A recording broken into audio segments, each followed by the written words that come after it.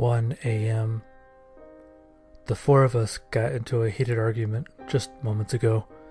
It was several minutes past 1 a.m. when Dave piped out that we should perhaps turn back. The gas tank indicator was fast approaching the half mark, and Dave explained that it would be the best time to do so. Cecilia seemed unsure of the suggestion at first, echoing the worst-case scenario that was already playing on in my mind. "What if there is no turning back?" she murmured. You could hear her trying to control the fear in her voice. It's scary to see how our minds begin to reason when we're afraid.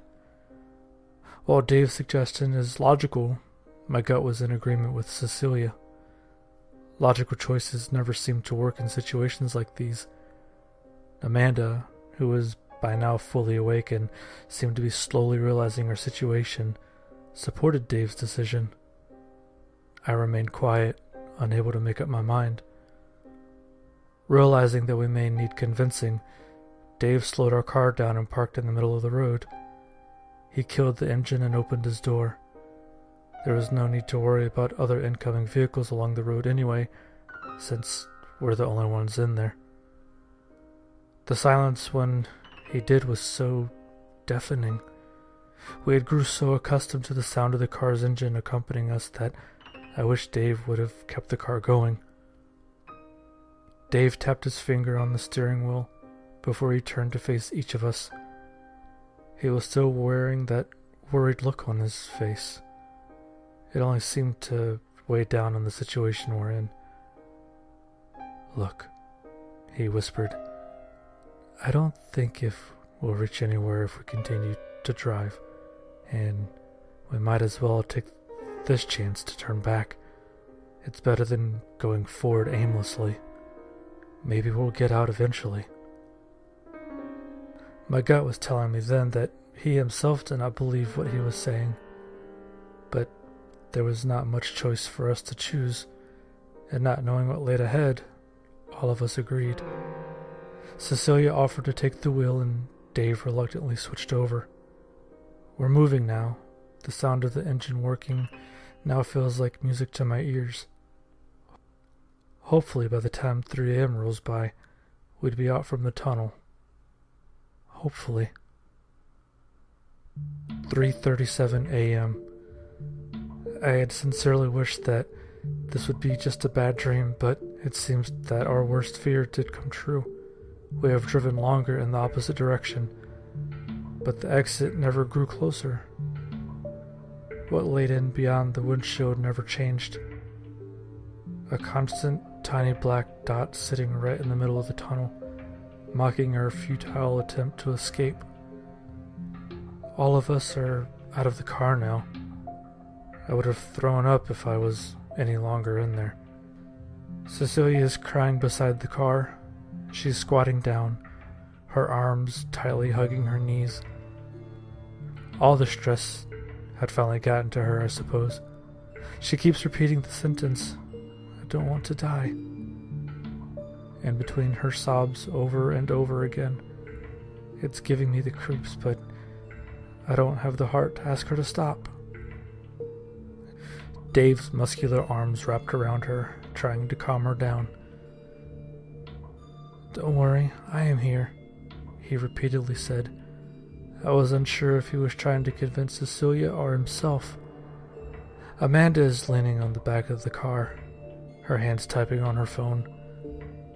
Perhaps she's writing a note, just like me. She had walked up to me earlier and casually asked if I think we're going to die in here. I shrugged and mumbled, "Don't know." She smirked, before casually replying that we most probably will. It definitely did not calm my nerves.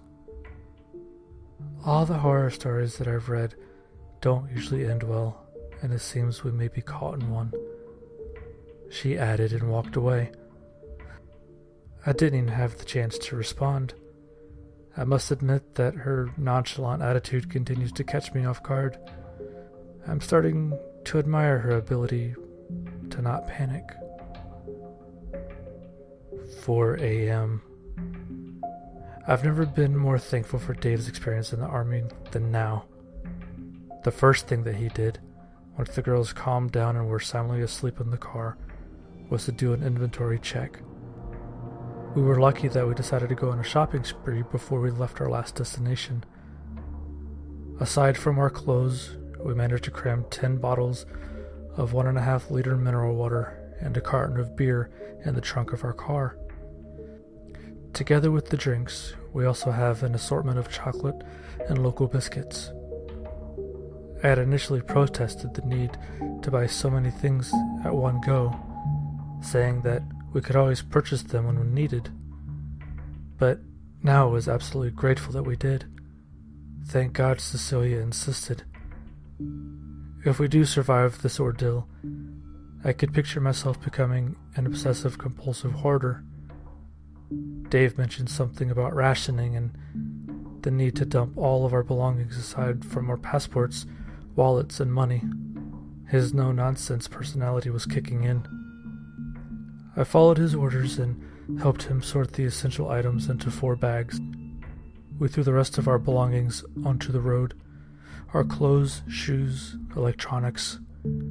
I was not comfortable at first, seeing how everything that I owned was just discarded like some useless trash, especially my camera bag.